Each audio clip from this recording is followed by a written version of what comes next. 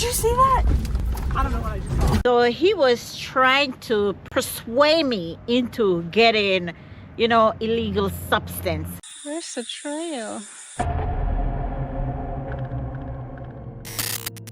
This episode is dedicated to you, ladies, because today is a special day.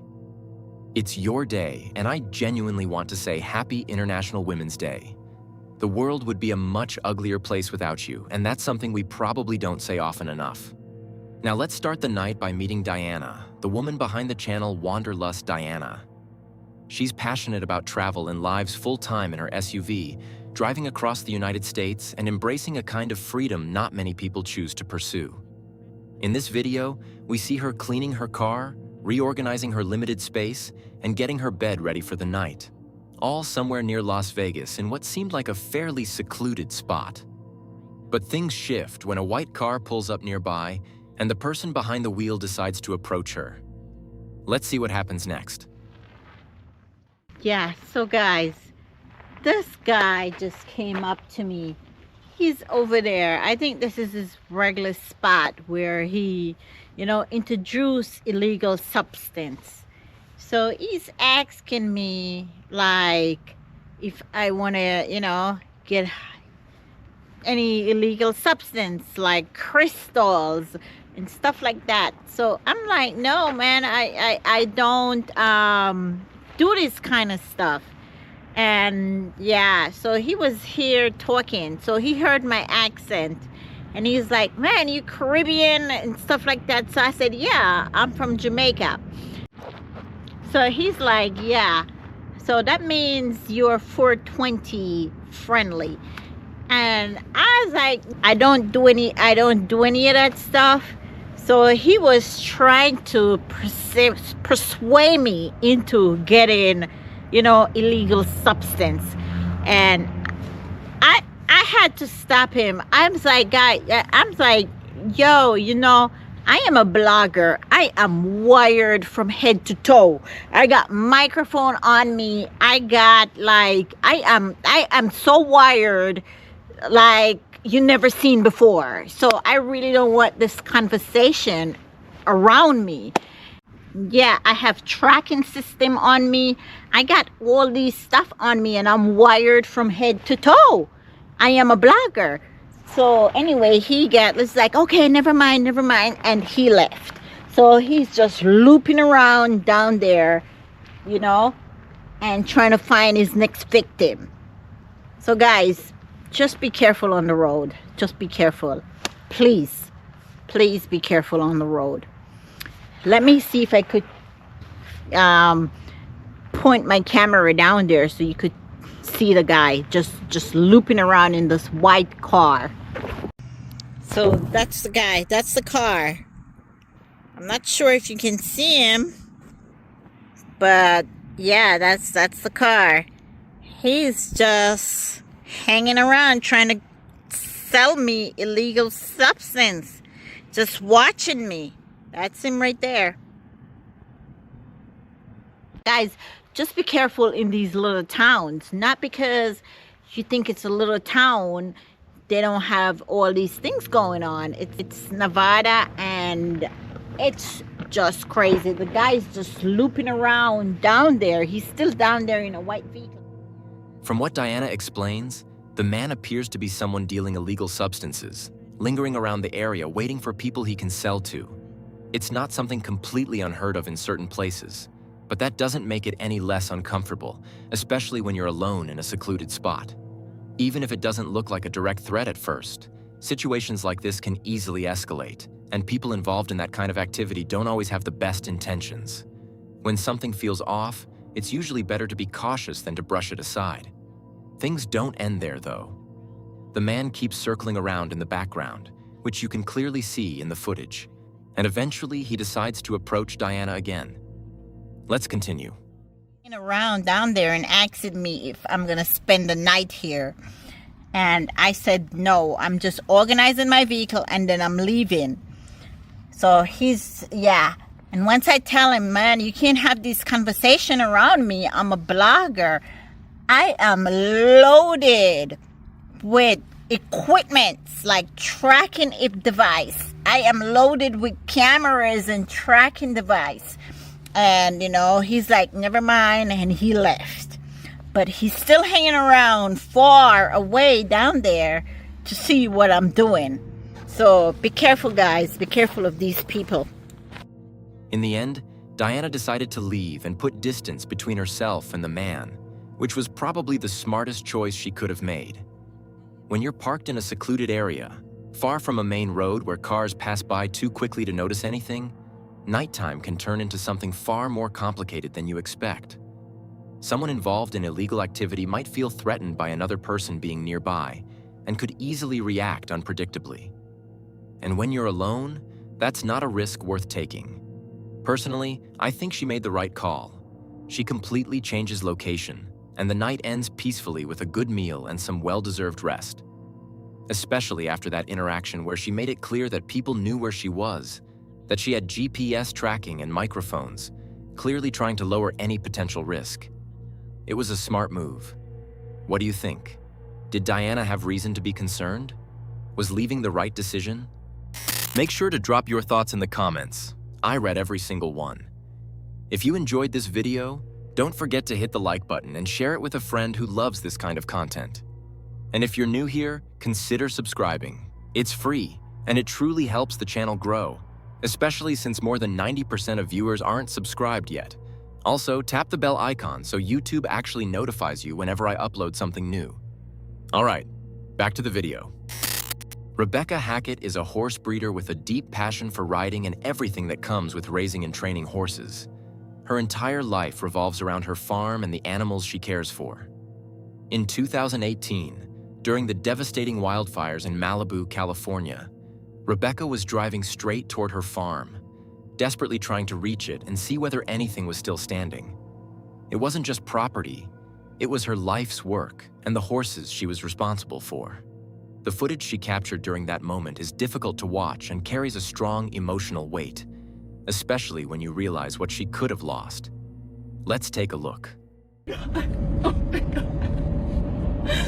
Oh my god, please leave the horses safe. Please, God, please.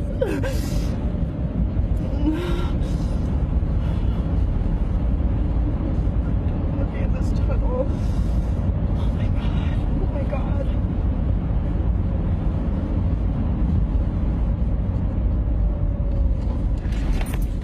Oh my god. Oh my god. Oh my god. Oh my god. Oh my god. Oh my god. Oh my god, please, God, please. Oh my god. Oh my god, please let me out of here. Please, God. Please, God, please let me out of here. Please, God. Please. Oh my god. Oh my god. Oh my god. Oh my god. Oh my god. Oh my god. Oh my god. At one point, you can hear her desperately asking God to save her horses. It's not dramatic in a cinematic way. It's simply the raw reaction of someone watching everything she cares about being threatened. The footage captured from within the wildfire is incredibly powerful, not because it's sensational, but because it's real. The smoke, the flames, the chaos around her.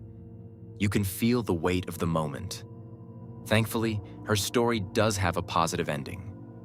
It even made the news, and that's where we learn how everything ultimately turned out. Let's continue. She was able to save all of those horses, 48 horses saved, and your mother made it out because she was there as well. That's right. I mean, they're not all out of the clear yet, but hopefully everyone's okay. Yeah. You are a hero, and you're brave. Outstanding. Rebecca is, without a doubt, a true hero. Having the courage to drive straight through a raging wildfire with almost no visibility, knowing that everything you've built could be gone in minutes, is something very few people would dare to do. She made it to the farm, managed to save all 48 of her horses, and even helped her mother in the process. That goes beyond determination. That's a rare kind of courage. This could have ended in tragedy, but instead it turned into a surprisingly positive story. And honestly, I'm genuinely happy for her. Hannah Straight is the kind of woman who genuinely loves traveling and camping in all forms. She's especially passionate about vans, trailers, and RVs, which she often showcases or tests out on her channel. Her lifestyle pretty much revolves around the road and the freedom that comes with it. In this video, she was driving back one evening after camping with a friend. She was on a forest road, casually filming the drive for her vlog, nothing unusual at first. But at some point, the camera captures something different, something that doesn't quite seem to belong there. The moment is brief, but it's enough to make you replay it more than once. We'll also hear her explanation in a second, which, to be honest, I don't fully agree with, but we'll get to that right after.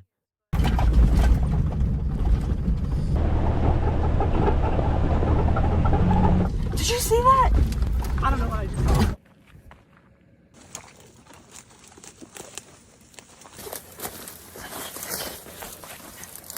I'm pretty sure that I saw Bigfoot last night out in the middle of the woods really late at night. I'm going to show you what I captured on camera here in a minute because I need your help determining whether or not what I got could possibly be Bigfoot. I do appreciate her excitement about possibly capturing Bigfoot on camera, but honestly, I can't agree with that theory. And I say that for a few pretty straightforward reasons. First, the size of the figure doesn't look particularly impressive. If anything, it seems smaller than you'd expect. Then there's the way it moves. The walk feels way too human, fast, almost like someone trying to quickly cross the area. And if you look closely, it really does resemble a costume trying to pass as something else. So from my perspective, it's a pretty solid no. It looks more like a small prank that was meant to be convincing. Of course, there are other possibilities. Maybe it wasn't a prank at all. Maybe it was just a hunter who happened to walk by at the exact right moment for the camera to catch it. What do you think? Was it a hunter, a prank, or do you have another theory? Let me know in the comments. We're now moving over to the channel Tropical Russian, where you'll find travel videos, survival content, camping trips, and surprisingly quite a bit of live music performed with a genuinely pleasant voice. Among those videos, I came across a short clip showing the channel's protagonist parked in a forest with her van, filming herself while singing. Everything looked completely normal. Just another peaceful evening surrounded by nature. But the next few seconds had the potential to change everything. Let's take a look. Drinking watermelon moonshine at the burn with a little lime. Parking back in them kudzu vines. I was his and every bit of that boy was mine. Too young to know what love was, but we were learning on a sweet buzz. There's never nothing like the first time. It's always gonna taste like watermelon moonshine. What the fuck?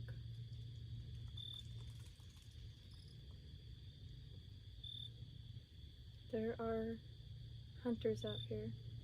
That's kind of freaky. I'm gonna close my van doors. The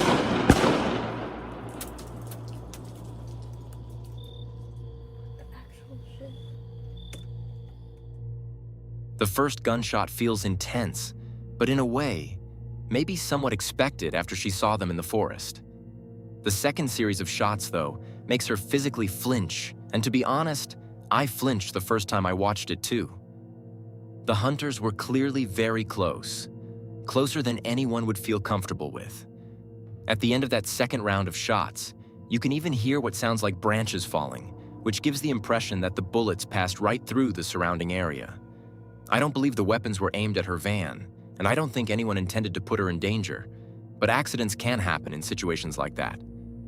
Distance and visibility matter a lot. Her decision to make them leave the area makes complete sense to me. It was simply about her safety, nothing more. Madison Clydesdale is a well-known content creator who has built a strong following thanks to her outdoor videos. You often see her building shelters from scratch, camping solo, or taking on various forest projects that aren't exactly easy to pull off alone. In this video, she's out in the woods with her dog, Cairo, planning to spend the night there. True to her style, she doesn't just set up a simple tent. Instead, she starts building a raised platform to place her sleeping setup on so she doesn't have to sleep directly on the ground. Everything seems calm at first, The atmosphere feels peaceful. Nothing suggests that anything is wrong. And then suddenly she stops what she's doing and runs back toward the campsite. Let's see what made her react like that. Find two easy ones that are just on the ground, but these are all pretty big.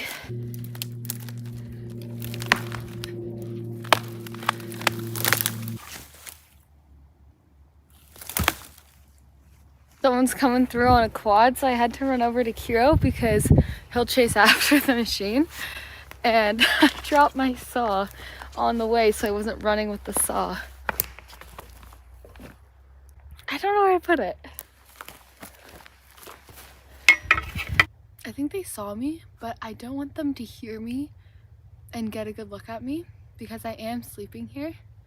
And I'm sure they're really nice people, just out for a fun day. Still, I'm trying to lay low and be stealthy. I don't really want anyone to know that I'm out here.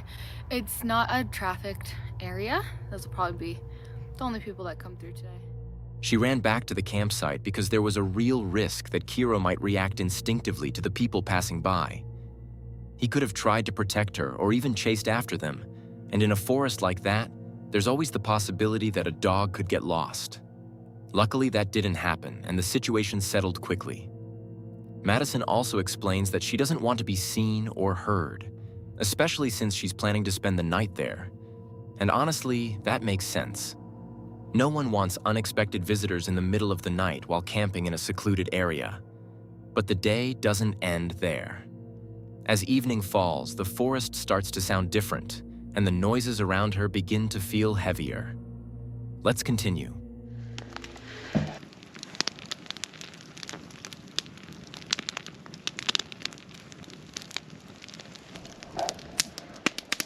Kiro hears those coyotes. They're over on the hill over there. That the fire scares away the animals and keeps them away from your campsite, so I definitely am going to keep it going for as long as possible. It's a thing here in BC where people put coyote jackets on their small dogs, so it has these big spikes along the back of the spine and a couple.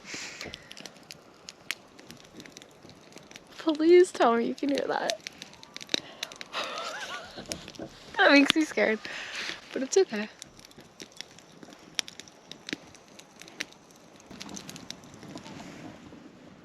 I heard something.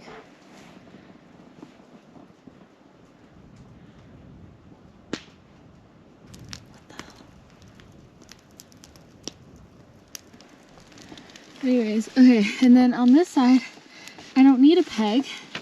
I've got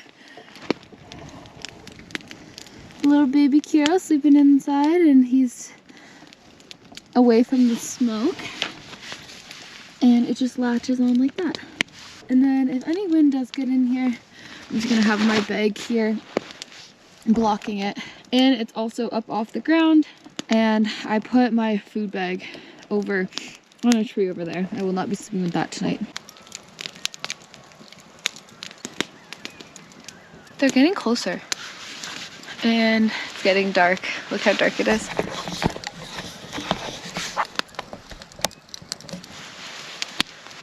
They're like playing and yapping. Kiro is staring at something very intensely.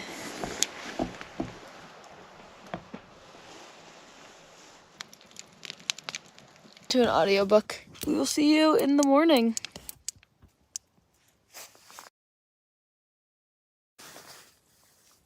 It's like 1:30 and I hear lots of noises. I don't see anything though. The night passed without any major incidents for Madison, but the tension created by the coyotes howling closer and closer was definitely there. When you're alone in the forest and you start hearing those sounds, it's hard to stay completely relaxed. Thankfully, Madison has experience. She knows how to read situations, she knows when things might escalate, and she knows when it's time to leave. This time, it didn't come to that. That doesn't mean wild animals aren't dangerous. Even with an axe nearby and Kiro by her side, things could have turned much darker if one or more animals had decided to get too close. I'm glad the night ended peacefully. It takes real courage to camp alone like that, and Madison clearly has it. In the final clip of this episode, we meet Valerie again, a young woman who chose to explore the world by hitchhiking, which can be a pretty risky way to travel, especially in areas that aren't always considered safe.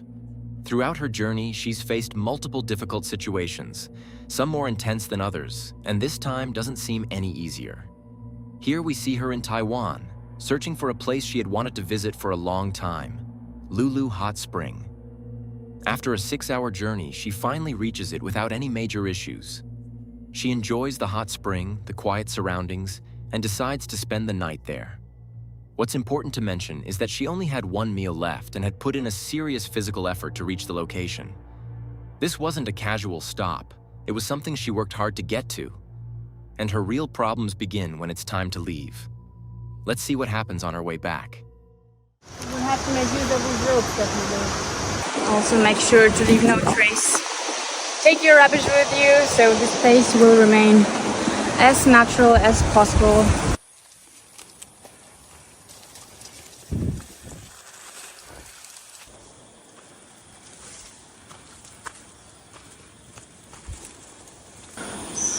Wow, I'm really exhausted from yesterday and today as well. I haven't had a proper meal in 18 hours. I actually packed 2 boxes of fried rice, but since it was still warm when he packed it and I didn't let it cool down, the condensation made it going off pretty quickly, so I can't eat it anymore.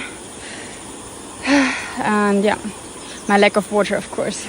I'm usually very fit when it comes to hiking, but as I said, this one was pretty tough, and I know some people, like the owner of my hostel where I stayed before, he said he couldn't make it, and I've read on a Google review that some people take like 8 hours to complete, or 9 hours even, so it depends on your condition and your state. After about 3 hours of climbing vertically with close to no break, because the bugs wouldn't let me rest, I made it to the top. Hallelujah. I made it. Oh God.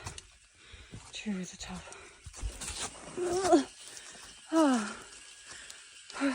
From now on it goes downwards, so it's easier, but be aware it's also very slippery.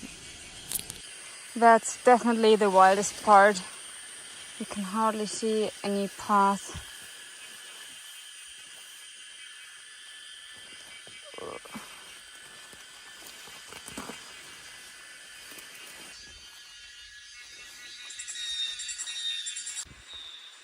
My last bit of water. But almost there.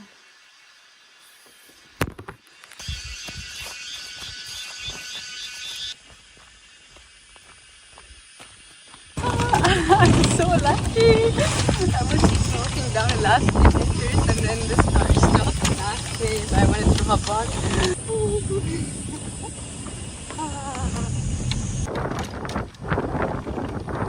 Thank you so much. Bye bye.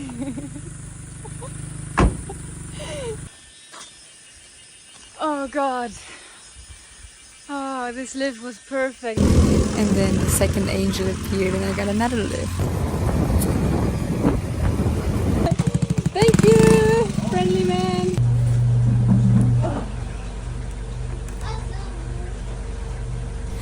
That was so good. I will definitely have a different relationship to water now. Wow, my legs are so destroyed. It looks like cave carvings. Oh, yeah. I really need a shower now. I don't know how I can get even luckier. Now the owner of the restaurant where I left my bags asked me where I'm gonna sleep next night, like tonight, and I was like, I have no idea because I'm always flexible. I always just check what makes sense to go next. And now she offered me to stay here. Valerie pushed herself hard, really hard. She took on a trail like that while barely eating and carrying very little water, and that kind of decision can become dangerous fast. It's not just about being tired, It's dehydration. It's dizziness. It's the kind of fatigue that clouds your judgment. And if you look closely, parts of that trail were covered in dense vegetation, the kind where you can't see much ahead of you. That's exactly the kind of place where venomous snakes or other wildlife could be hiding. What saved her, honestly, was her physical condition. She's strong, she trains, and that made a huge difference. She managed to push through it, but not without consequences. After finally eating, she completely crashed. Fell asleep almost instantly, exhausted, needing real rest before she could move again the next day. This time, everything ended well. But knowing Valerie and the way she travels, I doubt this will be the last intense situation she faces. What do you think? Make sure to drop your thoughts in the comments. I read every single one. If you enjoyed this video, don't forget to hit the like button and share it with a friend who loves this kind of content. And if you're new here, consider subscribing. It's free, and it truly helps the channel grow, especially since more than 90% of viewers aren't subscribed yet. Also, tap the bell icon so YouTube actually notifies you whenever I upload something new.